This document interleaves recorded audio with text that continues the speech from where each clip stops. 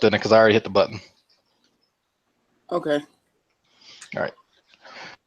All right. So this is the wonderful Google Plus program that I am familiar with. Yes, I'm sitting in the dark. I prefer it that way. We have here myself, Alfred, we have Jacob, and then we have Miss Lisa Murphy that's going to act as a moderator for us. Now, My whole fucking name.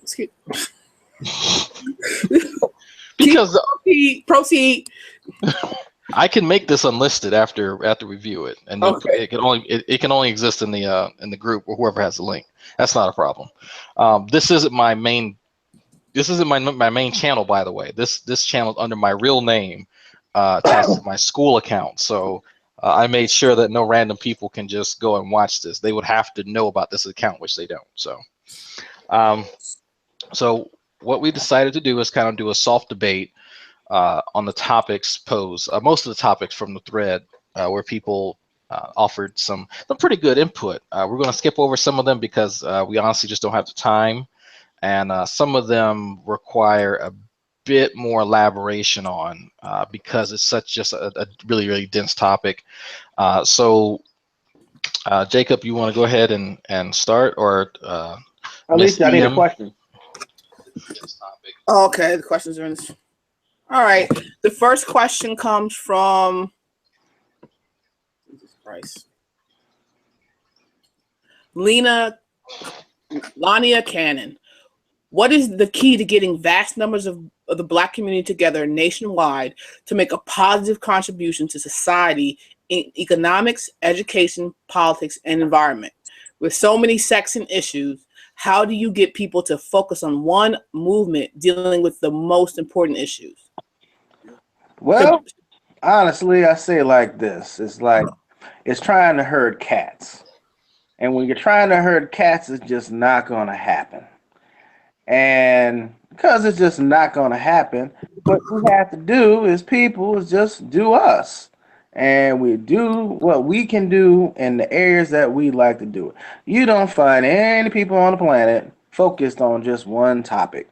Everybody has a different way they like to go. They like to have a different way they want to do things. They have a different way of thinking and thought processes and everything. So why would we be caught up on such a thing? It doesn't make any sense. Okay.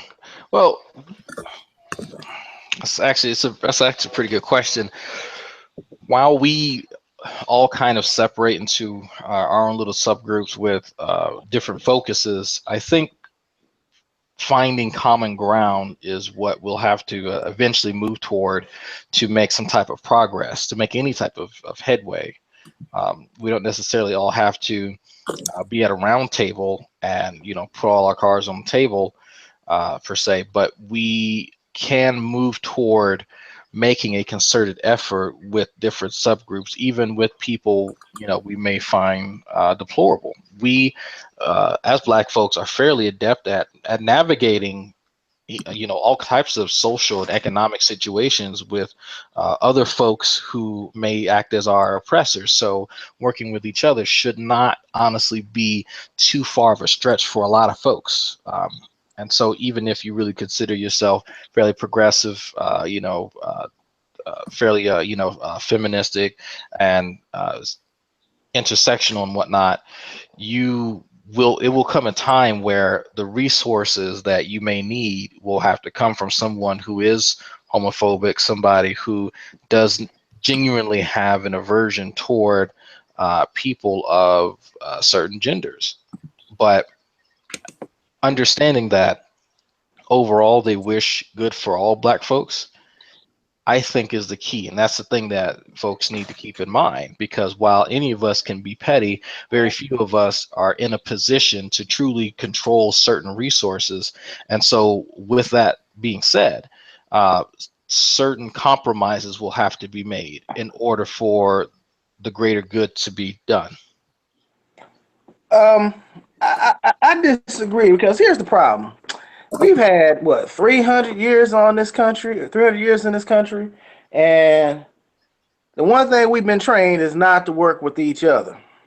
That's just a simple fact of the matter. Black folk don't like working with each other. We can work within our group, and even then you got problems. That's just one problem that we have in this country. Heck, for that matter, nobody likes working with other people. Only thing we can agree on is, and only some of us agree on, it, that Trump's a crook. And that's about the only thing we can agree on. Other than that, it's not too much to be done.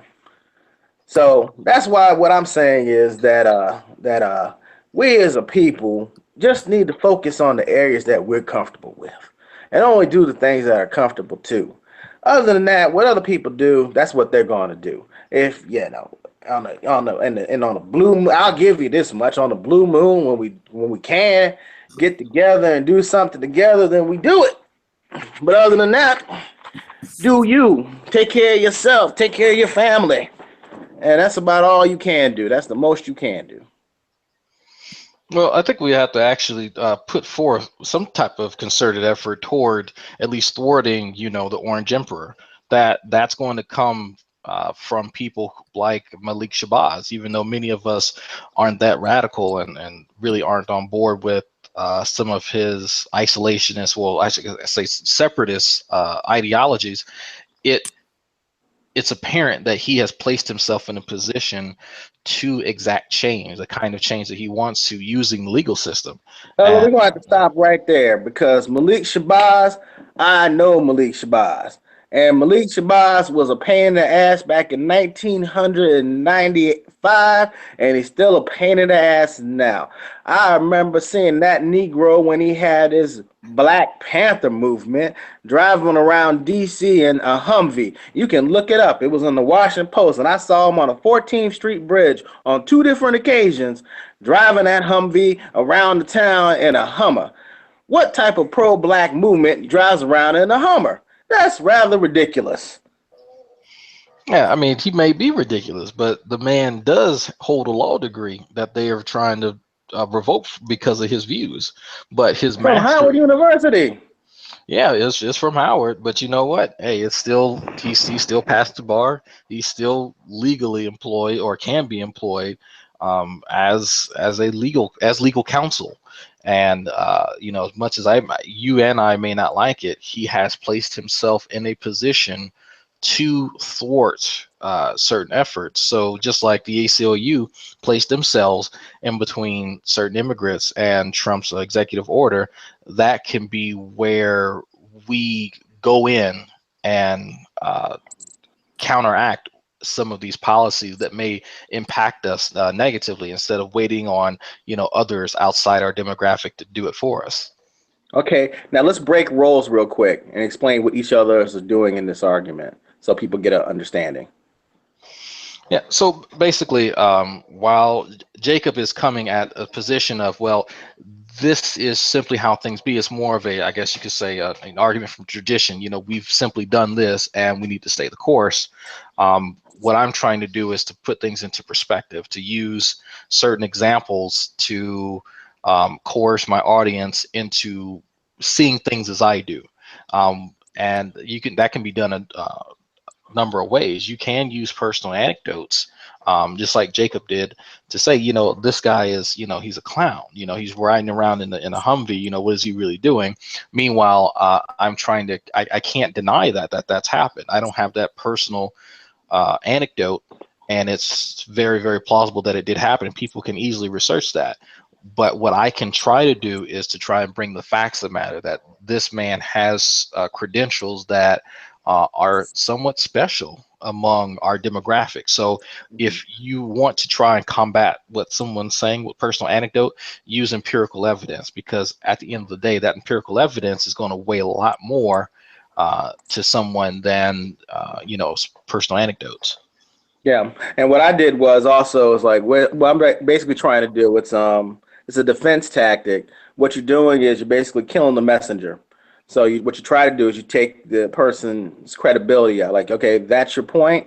Okay, I'm gonna kill your point with using personal anecdotes. I used a personal anecdote, but backed up in my personal anecdote was an actual Washington Post article talking but negative about the man. So that's that's a little tactic I use, and also even my tone. If you noticed when I was talking, I used kind of like a folksy, kind of down home tone when I was giving that type of speech or giving that type of argument because I want people to like, he sounds really down to earth. He sounds like real person and stuff like that. So that's the type of tone that I use when I'm taking that type of stance. Okay, I guess we can continue. Okay. The next question is coming from Jen Love, and she wants to know what you guys feel about reparations. Hmm. I think I actually had some input on that thread. For me, and this is my initial position that I'm actually reconsidering given new evidence. For me, it would have been a logistical nightmare to try and figure out who deserves reparations. How do we now determine after we've had X number of generations here, since the transatlantic slave trade, that who actually earns it? Should we have people who have recently immigrated here and they have their progeny here because they'll essentially have the same or similar, as to say, genetics as those of us who were born here. So how do you determine that? Do you use immigration records? Do you use 23andMe or ancestry.com? Simply checking African American on your taxes, anybody can do that and receive a lump sum.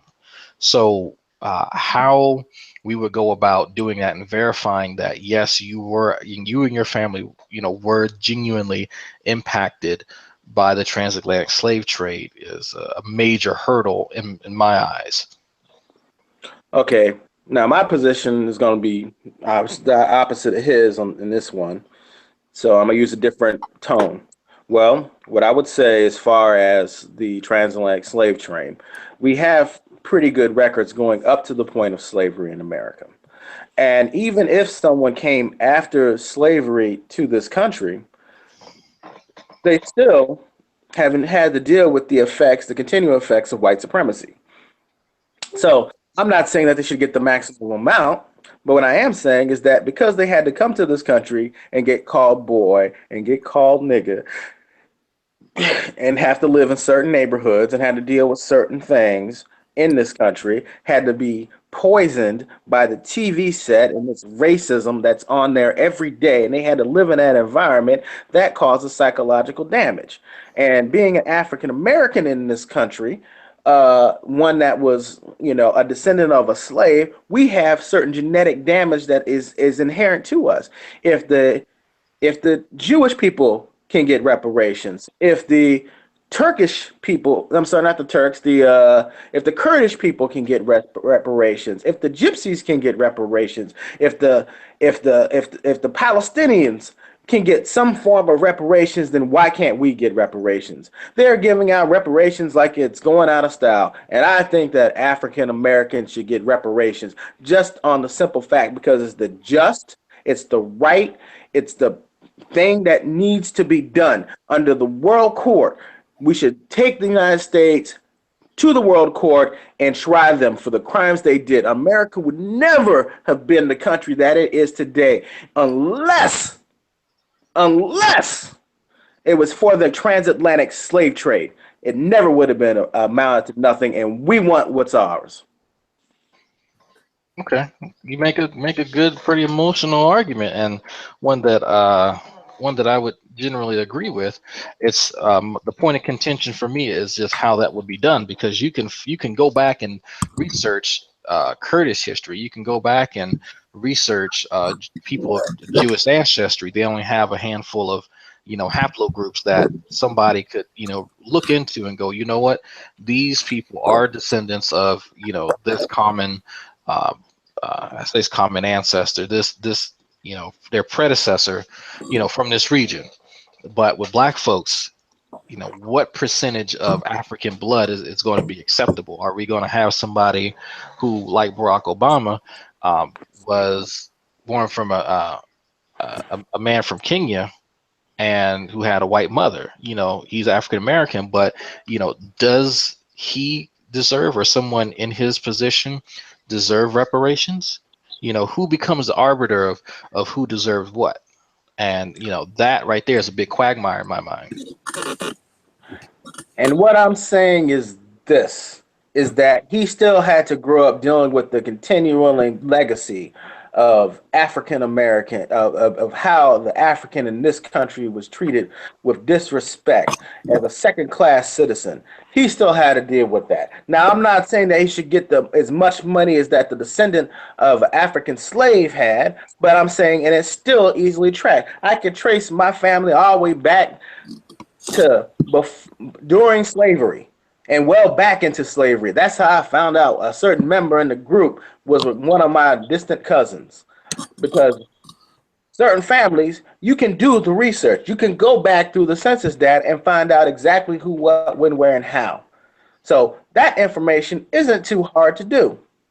You can do it through the census records. So you know where you came from. You know where your people came from. On both sides of my family, we know who our ancestors were. My great great grandfather, who was born a slave, his name was Alwyn Theophilus Eaton II. And then before him, his father was named Allen Theophilus Eaton first. I can look on articles, newspaper articles. I have a file on our family history that's condensed from all the different documents that is this thick on all of our ancestors. I know the ancestors in Louisiana, that her name was Lucy White.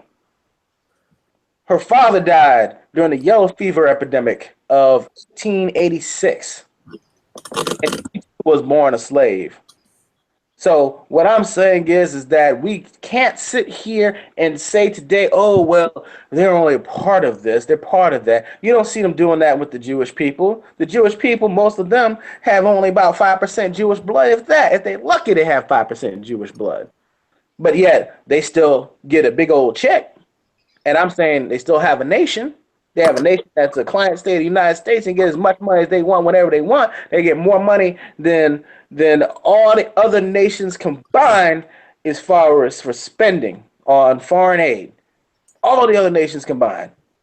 And what I'm saying is that the debt of this country, the debt of Great Britain, the debt of France, the debt of the Dutch, the debt of the Germans, all of us, the reason why they're where they're at right now is because they got their money off of black bats. Oh, And Mr. that is what needs to be changed. Mr. Eaton, I'd like to ask you a question since you brought it up earlier in your speech. You pointed out that you were able to research your family, but is that something that you believe is possible for the average African American? Yes, I do. If you use the census records, you can find out a whole bunch of things. Now they got genealogy.com. Mr. Mims, during your opportunity to speak, you brought up genetics. There's no way genetically that a person can narrow down how far away they actually are from being descended from Africans. What it is the genetics will show you your maternal mitochondrial DNA. See, the way that it works is that it is searching for particular unique changes in the mitochondrial DNA that would correspond with a common set of ancestors known as mitochondrial Eves in particular areas of Africa, and in other regions, of course, the further you go back. But what it ends up doing is giving you percentages of tags on mitochondrial DNA that correspond with particular groups where mitochondrial Eves resided, such as there's a haplogroup K, which there's 30 something or more subgroups within there. And what the issue that you run into with is that sub-Saharan African people have some of the most diverse DNA that there is. So if you had someone, let's say that someone have 90% of African DNA who was born in America, they may have the same percentage and the same composition as someone who is in Africa and who's never left the Gold Coast. It was never impacted by the transatlantic slave trade, at least as far as their ancestors being forced into slavery. But if they were to immigrate at some point to the United States, either legally or illegally, regardless, it would show the same composition. So it would have to be a concerted effort on the part of the people who are doing, I guess, the screening to see if this person has immigrated, and as well as finding, their genealogy and using, I guess, a bit of genetics. And for that kind of effort, you have to wonder how much the United States is willing to put forth in order to make sure that the right people are getting the right money. Okay. Okay. Now, the way I would come at that would be, let me get back on my soapbox. It's quite irrelevant as far as that. And the Gold Coast was impacted. You tell that to the Geechees out there in South Carolina. All of them are from Ghana. In fact, the language they speak right now is very close to the patois that's spoke over in West Africa.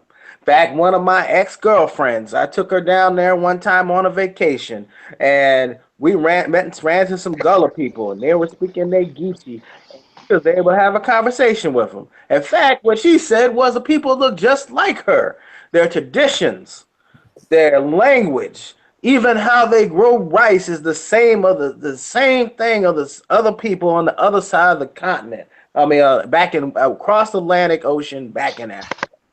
Now, and again, what I say is this: is that I do not care if when you came across the ocean, if you came over on an airplane, if you came over on a boat, it doesn't matter. You still had to deal with the continued oppression of white supremacy.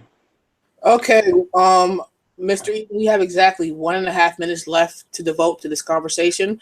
I'm going to offer Mr. Mims the opportunity to give his rebuttal, 1 minute and 30 seconds. Okay, so Alfred can do his rebuttal, then I'll just reserve my time to explain what I'm doing. Okay, I mean, are you done with this conversation?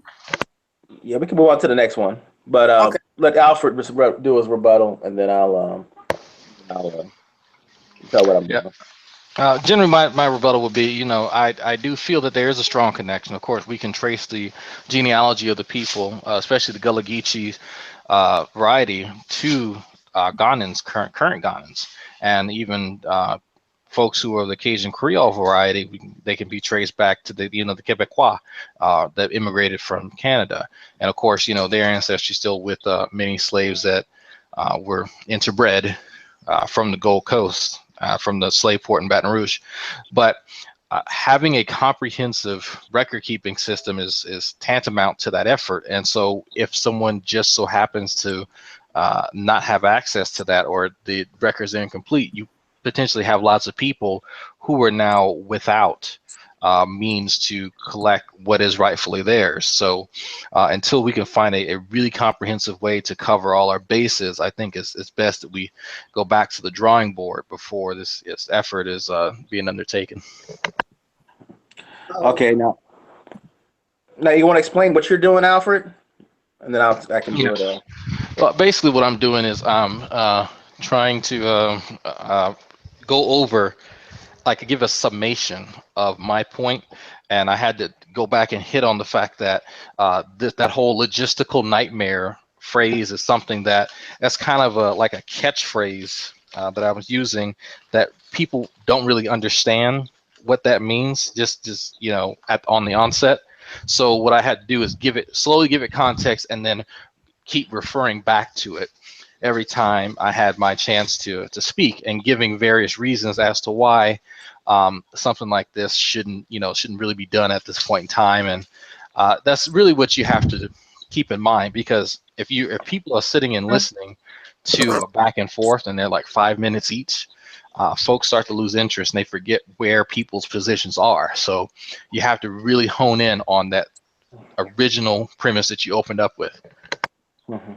Now, what I was doing in my argument was the flowery, flowing language. I was using justice and all types of terms like that to get people on my side from just from a moral standpoint. So again, what I was doing is trying to touch on a person's morality and a touch on people's sense of rightness. Um, that's where I was going with that type of argument style. It was a little less a little bit less on the facts and figures, but it was trying to woo the crowd in a different kind of way. I consider it like my Baptist preacher or Muslim mullah or whatever the hell they call them, and trying to go at it like that. A little lesser on the facts, but large, big, flowing language and making itself very easy for people to listen to. Okay, next. All right. The next question comes from Lawrence Matthews. Mr. Matthews wants to know, what does it mean to really be pro-Black? Why do Black folks constantly challenge each other's? Okay, you gotta excuse me. This is worded. Okay. What does it mean to be pro-Black? Why do Black people constantly challenge each other's Blackness? Personally, I think the challenging people's blackness is a leftover from slavery. It's a last vestige of of slavery and a slave mindset. I feel like people don't want to work together. They because they're conditioned. They're conditioned to hate their own blackness. They're conditioned to think of blackness in a very narrowly defined way, a way that you see on the TV, a way that you see in on in day-to-day society, a way that you see in all the pop and music portrayed in the music and everything. So people define blackness, and it's a narrowness of the mind.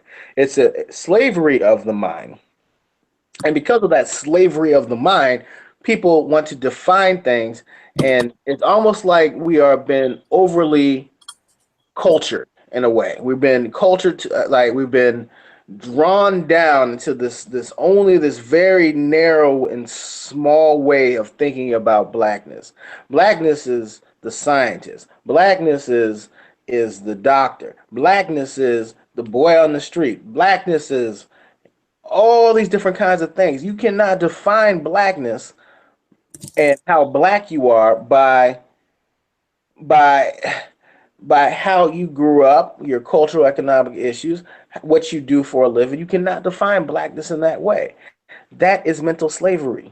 We need to get past that. You don't have to speak in Ebonics in order to consider yourself to be a black person. A black person is someone that takes care of their family, takes care of their home, takes care of their society, looks out for other people that looks like themselves. That's what blackness is. A black person is going to live in a certain way, in a certain caliber. That's what blackness is. This other stuff is nonsense. Okay? Mr. Bibbs?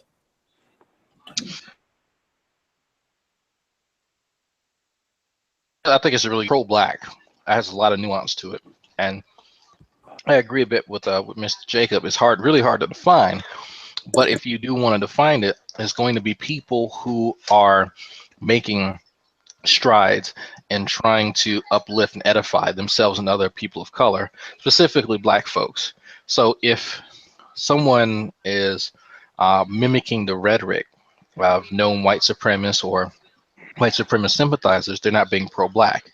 It's a bit easier to show someone who's not being pro-Black than who is, because simply being Black is a struggle in and of itself, and being among others among that struggle is, tacitly acknowledging what this struggle is and how it actually impacts everyone as a whole. So it's not necessarily an issue of being ill-defined. It's being so all-encompassing that at times it's really hard to get at the heart of the issue because it's just so massive. Being pro-Black is acknowledging the struggles, acknowledging diversity, acknowledging the troubles within, but not buckling under that pressure. It is not allowing people to denigrate who you are in your skin, how you talk, and where you reside, simply because you did not win the genetic or socioeconomic lottery. All of these things are bits and pieces of being pro-black and giving into the supremacist society or societies that may, you know, take it upon themselves to continue to denigrate black and brown bodies. That is the ultimate insult. That is something that is definitely not as anti-black. So any other effort outside of that would be considered pro-black. I'm sorry, Alfred, on that one. I kind of didn't give you much ground to work with. I apologize. Yeah, no, that was interesting. I had to work within a small circle. I like that. Yeah, no, I'm sorry. That's my fault.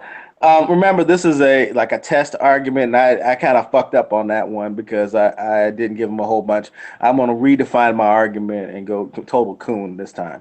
Okay, I don't care what type of thing that people do as far as just the nature that you're black. You're part of the black struggle. I don't care if you're a Republican, uh, sympathize with the KKK. You still black, and that's what I'm saying. And anybody thinks that, oh, just because a man's married to a white woman, or they don't like to deal with black people that much, because let's face it, a lot of black people got issues. And what we used to say in my family is, I love black people, but I hate coons. And that's what we used to say. So that's my argument, and that's what I'm sticking to. Does that give you more to work with, Alfred? Yeah. There you go. That's a do-over. We gotta do a mulligan on that one. I didn't give Alfred, because I thought about what I said. I was like, oh shit, I didn't give Alfred shit to work with. Okay. So I had to go Uncle Ruckus on y'all. And what's So wrong with whiteness? Whiteness is fine. Okay, now you got something to work with. All right. regain my composure. So I fucked that up. I'm sorry. so if we're going to go and talk about pro-black, we have to talk about that not everyone is for that. Not everyone acknowledges trials and tribulations of people of color. Some people would rather roll over and just agree with those who seek to oppress, and that's not the right answer. Not everyone who wears our skin is going to be a part of this effort. It's like my mother used to say, all skin folk and kinfolk. And that is still true to this day. Just because someone just so happens to, share the same alleles as you for your skin color does not mean that they want better for you and your family. A lot of people are out for themselves and will throw you under a bus in order to do so. So to me, pro-black is being able to acknowledge that, yes, these people exist and that they don't need to be a part of the effort. They need to be thwarted if possible, because they ultimately seek to undermine anything that you'll ever do for yourself and for people who look like you. So, that to me encapsulates a lot of what it means to be pro-black. Okay, well, I guess I'm about to go even further coon then. Okay, well, let me steady myself. Okay, look, I look at it like this. We weren't doing nothing in Africa until the white man brought us over here and gave us a job. So what I'm saying is, we came over here and they gave us a job, and then slavery was good for us because it gave us Jesus and taught us some culture and some society. And that's why we need to. That's why. That's why I don't know about all this blackness thing, because we don't really need it. What we need is to get a job, work hard, and then we can move on and better ourselves. And that's what we need to do as people in this country. Okay, that's a full-on coon argument. So have at it. Enjoy. You sound just like my stepfather. Yeah, that I'm sounds sorry. just like him. Would you like to respond, Mr. Mims? Yeah. Jeez. So it's a bit of an argument from ignorance to say that we would still just be in the jungle if the white man had not come along. There's the effects of having an industrialized, or excuse me, having a nation, several nations come and pillage and rape, several African nations led to a lot of his downfall. So attributing the oppression to the current state of affairs would be more than fair to do here. It's not just something to be assumed that because these areas were in conflict that they would still remain so to this day.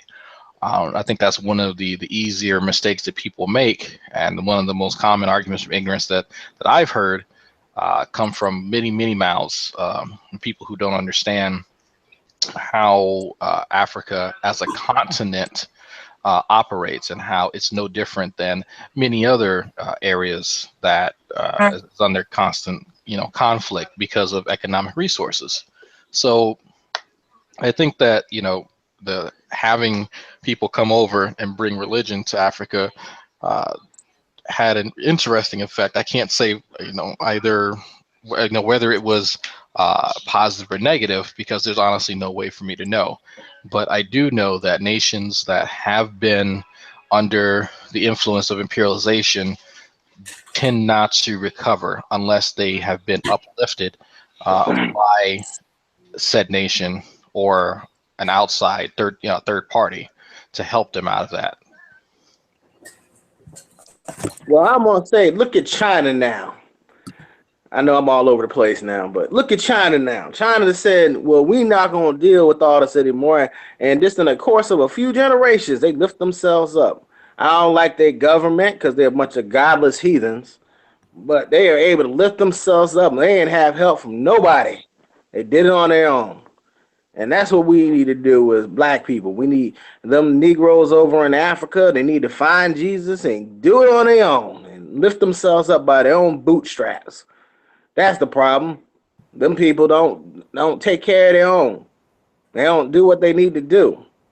They keep on waiting on I don't know who to save them, and that's why people take advantage of them, because you don't respect what people don't do right when they don't want to act right. You got that country over there, Nigeria. Them people steal everything. They steal this, they steal that, they steal everything. So, what do you expect? They can't act right. In fact, the best thing was for us to get taken in slave ships over here, and so that we could finally make something of ourselves. And even then, only some of us are making something of ourselves. No. Yeah. That was so ridiculous. I have to say that that's not my true opinion.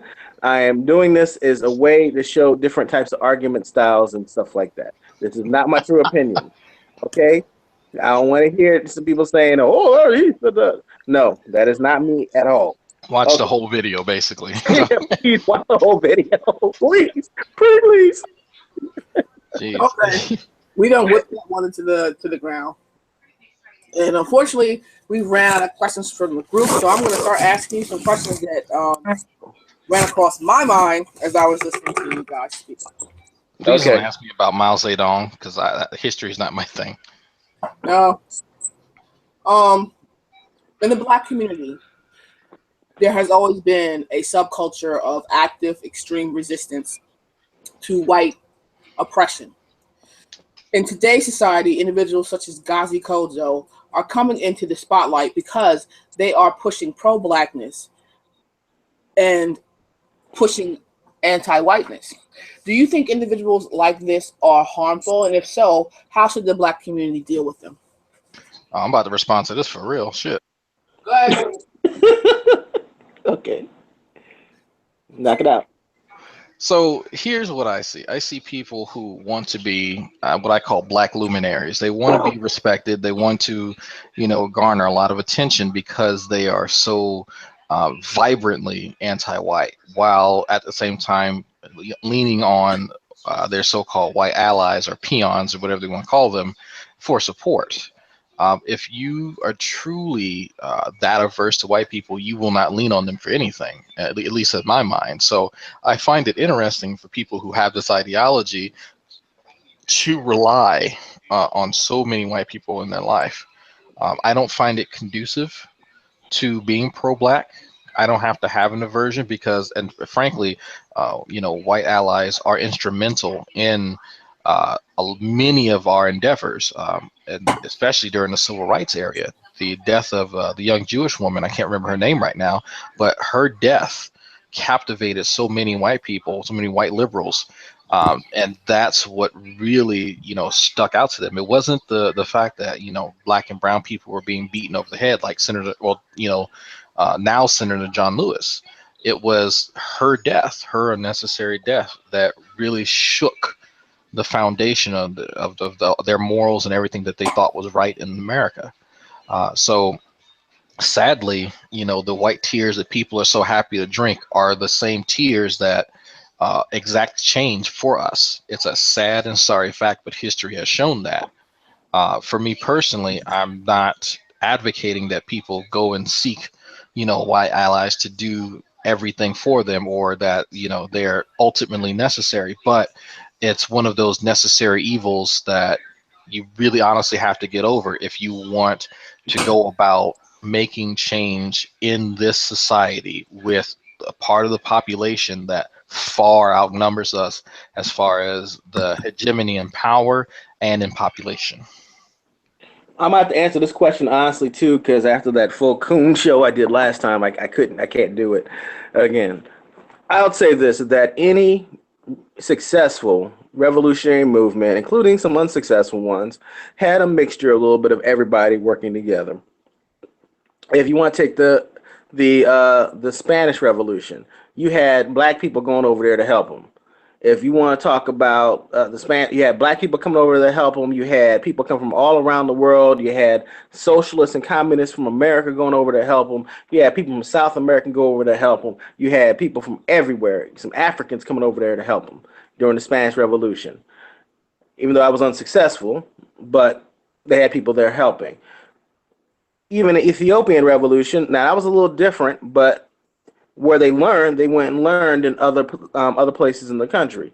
So when the Italians came in there to attack them, they received help from quietly from other African nations, quietly from other people who just wanted to embarrass the shit out of the French. I mean, I'm sorry, out the Italian. They just wanted to embarrass the shit out of the Italians and curry a little bit of favor, but they did it on a sneak tip. So we look at what happened in Cuba, the Cuban Revolution. The Cuban Revolution, you had Americans over there helping. In fact, one of the inner circle with Fidel Castro was one guy was a black guy. He was a Cuban, but he was a black guy, Pompo. And then there was a white American that also was there. He was a socialist. He was also one hell of a fighter, and he was very useful for the Cuban people to help get this thing done. So whenever it comes to these types of revolutionary movements, or any type of movement for that matter, and our movement isn't going to be a revolutionary guns bang bang bang. That's not going to happen. Have you seen what a Predator drone can do? Have you seen what, hell, you can see what field artillery can do. So all that stuff isn't going to happen like that. But what we do need to do is we need to work with other people who share a likeness of mind. There are a lot of people out here who are very liberal Democrats. There are people out here that are socialists. There are people out here that are just social justice types of people. You have people out here that are Republicans, but they don't like to see the shit that's going on right now. I think about it like this, like the term redneck. The term redneck came from these coal miners in West Virginia. West Virginia broke away from the South because it didn't want to be a slave state. Okay, it didn't want to be a slave state anymore. So a lot of blacks migrated there. West Virginia used to have a huge black population until the economy just went completely sour. These coal miners says, hey, we want freedom. So the term redneck came from the red bandana that these people wore around their necks. These were black people and they were white people. that were fighting for a common goal. We, as a people, have a lot in common with a lot what we call to be rednecks.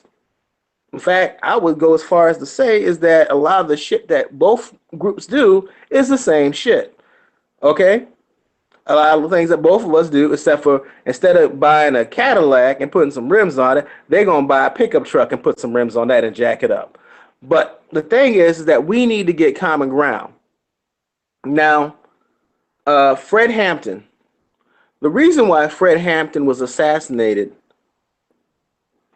was because he wasn't just talking, we're going to work just with black people and stuff like that. Fred Hampton said like this, no, this is an argument about poverty. Okay, this is a poor people's argument. We're poor. There are other people out here poor too. There is one person at the top that is trying to take advantage of all of us. And they want us fighting because even the whole concept of race is an artificial construct. Even the concept of race is an artificial construct. And people need to understand that. That is an artificial construct. This construct of race has only existed for 300 years. That's it.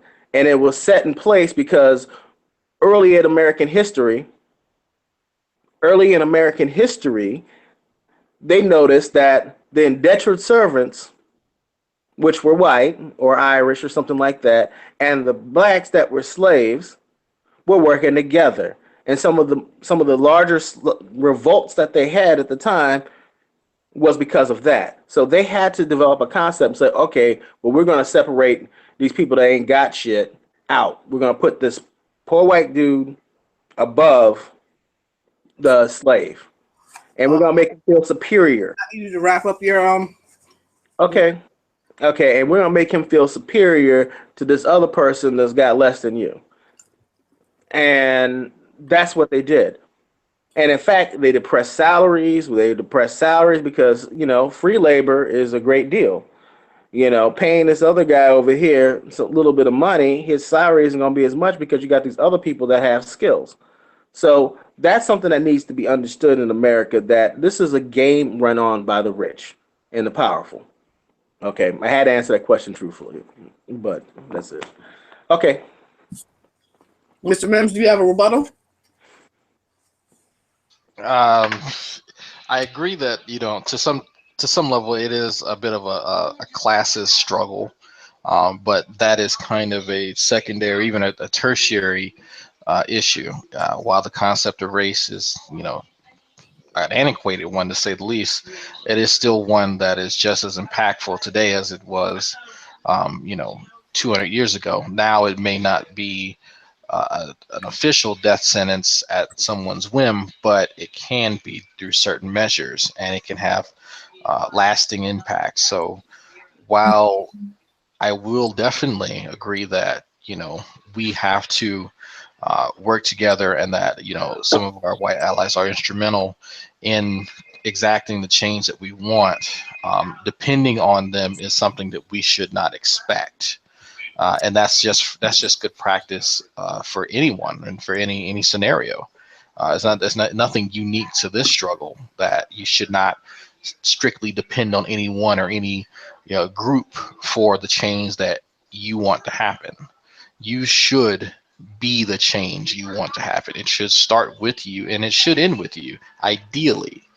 And for many who want to tout themselves as, black leaders, black activists, rabble rousers, whatever they want to call themselves, some of the responsibility that you bear as this pinnacle of, black thought should be to seek change within yourself and to be that change, and then to help others, because it does come off as just being another mouthpiece, and having a mouthpiece, saying what everyone else should do is not how things change. And for me, it's even worse because from my position, I see these mouthpieces doing nothing more than repeating the same tired hashtags and slogans that everyone else does. I don't see change happening. Again, that's that perspective that I had could be changed, given certain evidence. But from those that I've seen, nothing, nothing of substance. Yeah, the thing I see about those types of guys too is that they have no concept of strategy or tactics or anything. They just talk a bunch of shit. And that's the thing that really irritates me about those types of folks. They have no concept about strategy,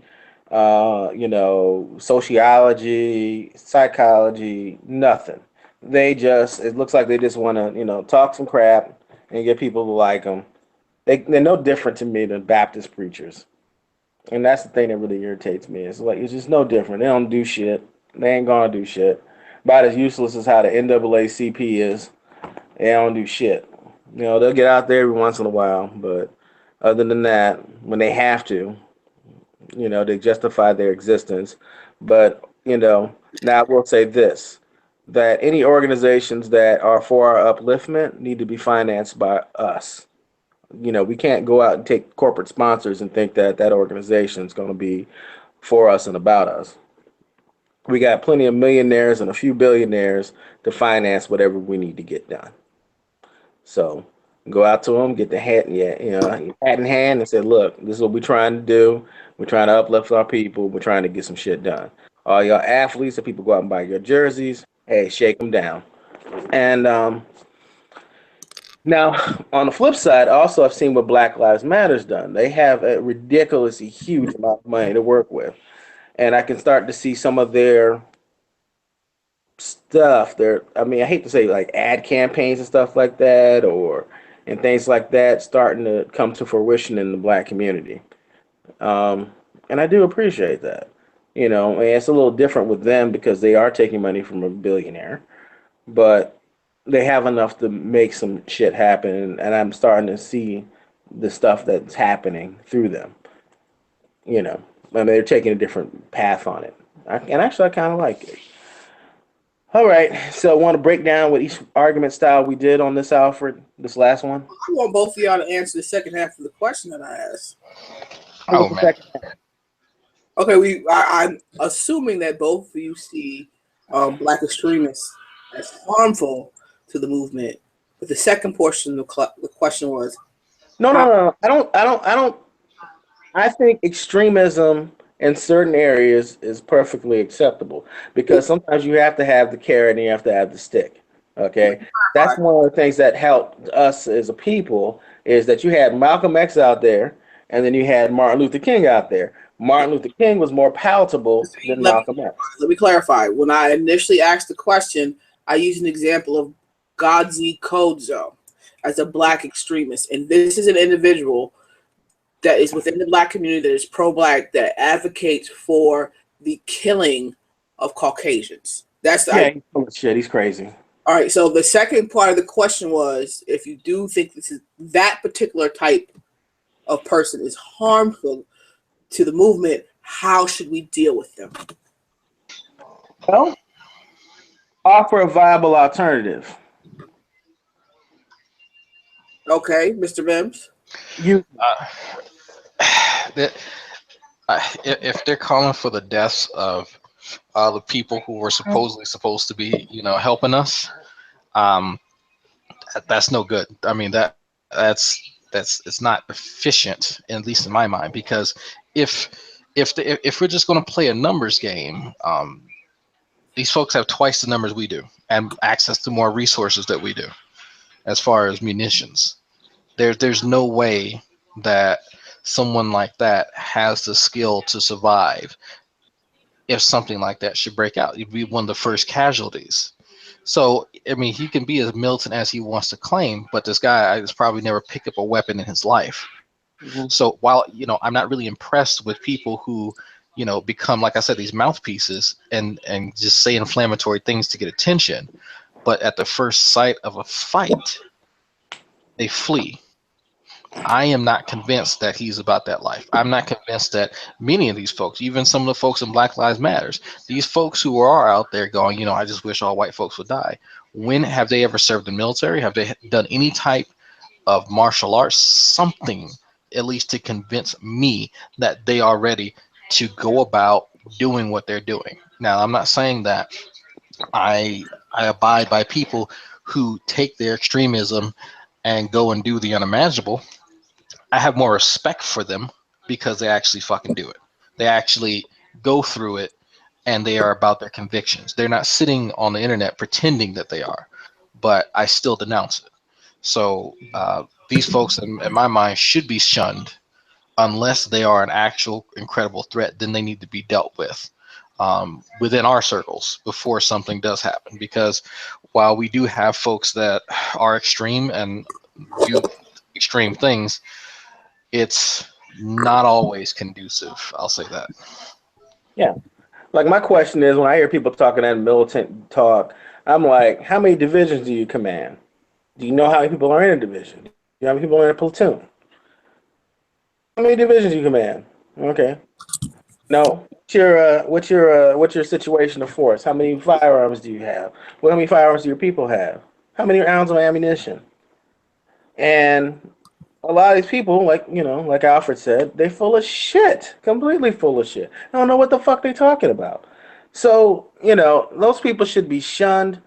And if you are gonna be, how should I say this? I mean, I think there is a way that you can be that we can get things done. Like I believe in protests. Okay, that's what I believe in. I believe in protest. Like honestly, if it was up to me, all them people that just left DC after Trump got elected, I'm like, look, go back to DC, bring some tents, bring some food, bring all the logistics you need, and camp the fuck out. Have a million motherfuckers sitting there on the mall. Build some fortifications so they can't get up on you and stuff like that. Bring some wood, bring whatever you need to bring, and you build up and you stay there. You stay right next to the White House and right next to the Capitol Hill. And when they come to get you, you resist. I'm not saying use firearms or anything like that, but I'm saying you resist. You have them physically take you out of there. And you let that be on all the national TV, all the international TV to show what type of country this place is become. And then when they come back and then when they leave, you come back and you do the exact same thing. And that's what you do. And that's what needs to happen in this type of situation because this country is very fascist.